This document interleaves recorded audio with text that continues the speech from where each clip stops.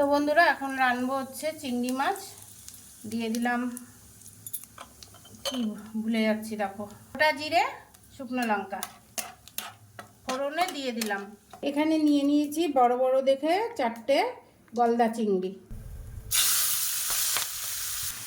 একটা গলদা চিংড়ি না হলে 3-4 ওজন। তো এই যে মাছ ভাজা করে নিয়ে আসছি। এখানে আছে একটা পেঁয়াজ, টমেটো আর কাঁচা লঙ্কা। পেস্টটা দিয়ে দিলাম। পেঁয়াজ কেন দিলাম, একটু বড় মাছ তো একটু পেঁয়াজ দিলে ভালো লাগবে। তো চলো আরও যা যা মশলা দেবো করে নিয়ে আসছি।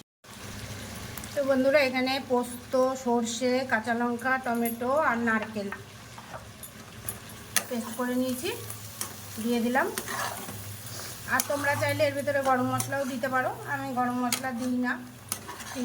চিংড়ি মাছের একটা আলাদাই ফ্লেভার, ওই জন্য ওটাকে নষ্ট করি না গরম মশলা দিয়ে, ঠিক আছে। তো চলো এর ভেতরে এবার পরিমাণ মতো হলুদ আর নুন দিয়ে দিই। অবশ্যই মিক্সচার বাটিটা দিয়ে দেবো। তো এবার এটাকে একটুখানি ভালো করে কষিয়ে 10 মিনিট ঢেকে দেবো, তারপরে আসি। তো বন্ধুরা 10 মিনিট পরে ফিরে এসেছি। তো দেখতেই পাচ্ছ চিংড়ি মাছের ঝোল একদম ফুটে গেছে।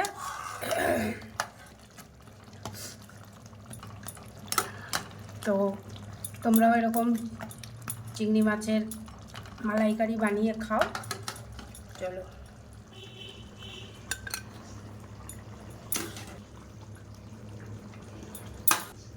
তো কেমন হয়েছে অবশ্যই কমেন্ট করে জানাবে। আজকে দুপুরবেলার মেনুতে আছে গন্ধরাজ লেবু, শসা, কাঁচা লঙ্কা, কলমি দিয়ে আর পাট শাক দিয়ে ভাজা। মেন আইটেম গলদা চিংড়ি, মাছের ডিমের বড়া। তোমরা এখানে দিয়ে দিলো চিকেন।